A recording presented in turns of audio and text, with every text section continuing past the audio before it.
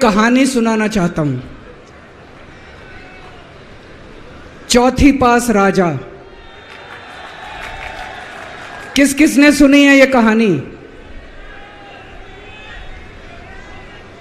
इस कहानी का महात्म्य है कि इस कहानी को जितनी बार सुनोगे, जितनी बार सुनाओगे, उतनी भगवान की कृपा आपके परिवार के ऊपर बरसेगी।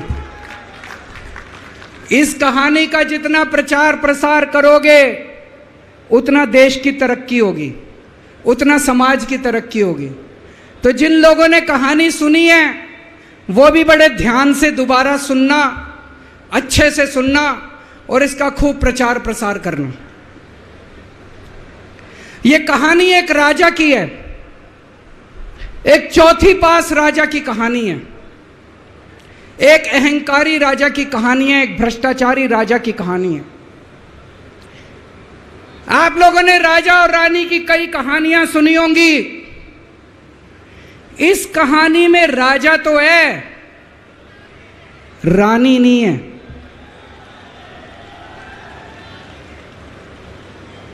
तो एक महान देश था, कई हजार साल पुराना देश। उस देश के एक गांव में एक बच्चा पैदा हुआ, बहुत गरीब घर में एक बच्चा पैदा हुआ। तो जैसे गांव के अंदर बच्चा पैदा होने पे ज्योतिषी आते हैं, ज्योतिषी आके बच्चे का भविष्य बताते हैं, ऐसे गांव का ज्योतिषी आया। उसने बच्चे की कुंडली देखी और बच्चे की मां को बोला कि माई, तेरा बेटा बड़ा होके बहुत बड़ा सम्राट बनेगा। माई को समझ नहीं आया, मैं इतनी गरीब, मेरा परिवार इतना गरीब, मेरा बेटा सम्राट कैसे बनेगा। खैर, बच्चा धीरे धीरे बड़ा होने लगा। गांव के सरकारी स्कूल में उसका एडमिशन करा दिया। उसका पढ़ने लिखने में मन नहीं लगता था। पढ़ते पढ़ते, क्लास करते करते चौथी में आके उसने नाम कटवा लिया। उसका पढ़ाई लिखाई में मन नहीं लगता था। बगल में, गांव के बगल में एक रेलवे स्टेशन था। घर में बहुत गरीबी थी। वो बच्चा वहां स्टेशन पे जाके चाय बेचने लगा।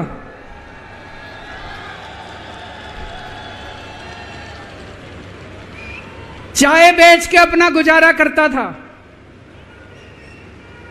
वो भाषण बहुत अच्छा देता था, बचपन से ही बड़ा अच्छा भाषण देता था। गांव के लड़कों को इकट्ठा कर लेता और भाषण देना चालू करता। धीरे धीरे आसपास के गांव में फैल गया कि यह बच्चा भाषण बड़े अच्छे देता है। आसपास के लड़के भी इकट्ठे हो गए और जो मर्जी टॉपिक हो भाषण देना चालू कर देता था और रुकता ही नहीं था, घंटों घंटों तक भाषण देता रहता था। बच्चा बड़ा हुआ।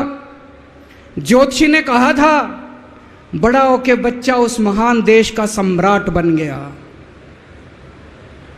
लेकिन राजा तो अनपढ़ था, उसे तो कुछ आता नहीं था। अफसर आते, उस अनपढ़ राजा से जहां मर्जी साइन करा लेते, जहां मर्जी जो मर्जी साइन करा लेते। वो राजा अनपढ़ था, उसे लगता था मैं अगर अफसरों से पूछूंगा तो मेरी कमजोरी सबके सामने प्रकट हो जाएगी। अफसरों को लगेगा मेरे को कुछ आता नहीं है। अफसर जो मर्जी लेके आते थे वहां साइन कर देता था। वो धीरे धीरे पूरे देश के अंदर फैल गया कि राजा अनपढ़ है, राजा अनपढ़ है। राजा को बड़ा बुरा लगने लगा। तो राजा ने कहीं से एक फर्जी डिग्री का जुगाड़ कर लिया। एक फर्जी डिग्री का जुगाड़ कर लिया, एमए की डिग्री का। और राजा बोला मैं एमए हूं। पर सच्चाई तो पूरे देश को पता थी, राजा तो अनपढ़ था। धीरे धीरे राजा अहंकारी भी होता गया। अहंकारी राजा और ऊपर से अनपढ़। जो मर्जी उस राजा के पास जाता और राजा से कुछ भी पास करा के ले आता। एक बार कुछ लोग गए, राजा को बोले जी नोटबंदी कर दो। नोटबंदी करने से भ्रष्टाचार खत्म हो जाएगा, आतंकवाद खत्म हो जाएगा। राजा को कुछ समझ नहीं आया, राजा की खूब चमची मारी उन्होंने। राजा ने एक दिन शाम को टीवी पे आके 8 बजे नोटबंदी कर दी। पूरे देश का बेड़ा गर्क हो गया दोस्तों। लंबी लंबी बैंकों के सामने लाइनें लग गई, कई लोग मर गए, दुकानें बंद हो गई, रोजगार बंद हो गए, बड़ी बड़ी इंडस्ट्री बंद हो गई, पूरे देश का बेड़ा गर्क हो गया। फिर एक दिन कोई आके बोला जी 2000 का नोट ले आओ। राजा 2000 का नोट ले आया। 4 साल बाद कुछ लोग आके बोले जी 2000 का नोट बंद कर दो। राजा ने 2000 का नोट बंद कर दिया। राजा को अक्ल तो थी नहीं, बेवकूफ था, अनपढ़ था। कभी 2000 का नोट चालू करता था, कभी 2000 का नोट बंद करता था। एक बार कुछ लोग आके बोले जी ये किसानों के कानून बना दो, इस कानून से किसानों का भला होगा। राजा ने कानून बना दिए। पूरे देश के किसान सड़कों पे उतर आए। 750 किसान मर गए आंदोलन में, और 1 साल के बाद राजा को वो तीनों कानून वापस लेने पड़े। एक बार उस देश के अंदर बहुत बड़ी महामारी फैल गई, चारों तरफ महामारी फैल गई, लोग मरने लगे। किसी ने आके बोला जी थाली बजवाओ तो देश ठीक हो जाएगा।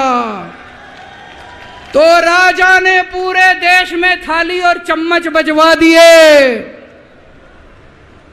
महामारी तो नहीं बची, महामारी तो फैली रही। किसी ने आके कहा जी डॉक्टरों की जरूरत पड़ेगी, दवाइयों की जरूरत पड़ेगी, इंजेक्शन की जरूरत पड़ेगी, तब महामारी रुकेगी। राजा अपने दोस्तों का बड़ा ख्याल रखता था। उसके दोस्त थे। एक दोस्त ने 10,000 करोड़ रुपए चोरी कर लिए, राजा ने उसको देश से भगा दिया। दूसरे दोस्त ने 20,000 करोड़ चोरी कर लिए, राजा ने उसको भी देश से भगा दिया। पर एक दोस्त ऐसा था जिससे राजा की ज्यादा ही दोस्ती थी। कौन था? उसको उन्होंने सारे एयरपोर्ट बेच दिए, सारे जहाज बेच दिए, सारे सीपोर्ट बेच दिए, उन्होंने आसमान बेच दिया, जमीन बेच दी, राजा ने खदानें बेच दी। उस दोस्त पे राजा मेहरबान था। राजा का एक और दोस्त था। वो दोस्त इतना गंदा था कि उसने कुछ अंतर्राष्ट्रीय खिलाड़ी महिलाओं के साथ बदतमीजी करी, लेकिन राजा ने दोस्ती नहीं छोड़ी। मजाल जो उस दोस्त के ऊपर कोई आंच आ जाए, राजा उस दोस्त के साथ खड़ा रहा, लेकिन उसने खिलाड़ियों का सुना। राजा का एक और दोस्त था। उस दोस्त ने किसानों के ऊपर गाड़ी चढ़ा दी, रौंद दिया, कुचल दिया किसानों को। राजा ने अपनी दोस्ती नहीं छोड़ी। इस बात पे तो दाद देनी पड़ेगी कि राजा दोस्तबाज था, एक नंबर का दोस्तबाज था। चारों तरफ अत्याचार हो गया, चारों तरफ देश के अंदर इनके अपने लोग जो थे वो बलात्कार करने लगे, गलत काम करने लगे, हाहाकार मच गया। जो राजा के खिलाफ बोलता, राजा उसको पकड़ के जेल में डाल देता। एक दिन एक पत्रकार ने कार्टून बना दिया राजा के खिलाफ, उस पत्रकार को उठा के जेल में डाल दिया। एक दिन एक किसी पत्रकार ने उनके खिलाफ कुछ लिख दिया, उसको पकड़ के जेल में डाल दिया। जो राजा के खिलाफ बोले उसका बेड़ा गर्क। कोई जज अगर उस राजा के खिलाफ ऑर्डर करता था, राजा उसको बख्शता नहीं था। चारों तरफ अत्याचार, महंगाई, बेरोजगारी। ऊपर आसमान में देवता ये सब देख रहे थे कि पृथ्वी के ऊपर कितना घनघोर अत्याचार हो रहा है। सारे देवता इकट्ठे हुए, देवताओं ने मीटिंग करी।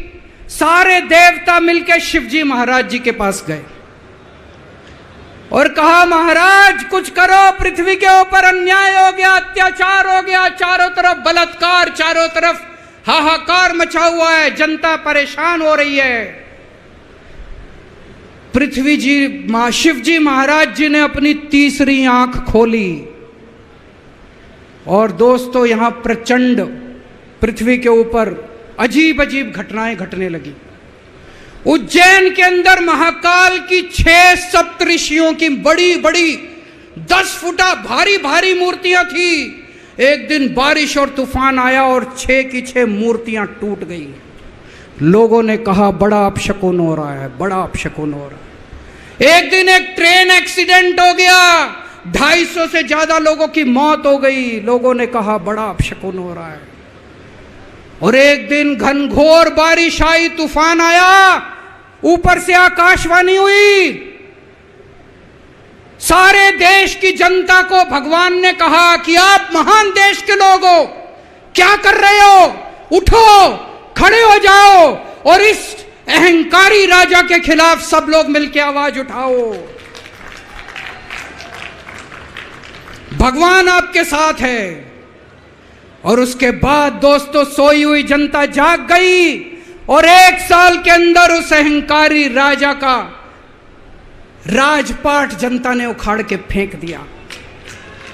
और उसके बाद वो महान देश दिन दूनी रात चौगुनी प्रगति करने लगा। ये कहानी बड़ी पवित्र कहानी है। इस कहानी को सुनने से और सुनाने से परिवार का, समाज का और देश का बहुत भला होता है। इसे ज़्यादा से ज़्यादा शेयर कीजिए, ज़्यादा से ज़्यादा लोगों तक पहुंचाइए ताकि ज़्यादा से ज़्यादा लोग इसे सुन सकें, इसे समझ सकें। अंत में आपसे एक ही विनती है, अगली बार वोट डालने जाओ तो ऐसे आदमी को वोट डालना, ऐसे आदमी को प्रधानमंत्री बनाना जो कम से कम इतनी तो समझ रखता हो कि 2000 का नोट कैंसिल करना है कि चालू करना है। कपिल सिब्बल साहब एक बहुत अच्छी लड़ाई लड़ रहे हैं। इनकी एक वेबसाइट है इंसाफ के सिपाही। आप लोग सब लोग ज़्यादा से ज़्यादा इस वेबसाइट पे जाके इसको लॉगिन करें, रजिस्टर करें और हम सब लोगों को मिलके अपने महान देश भारत देश के लिए काम करना है। भारत माता की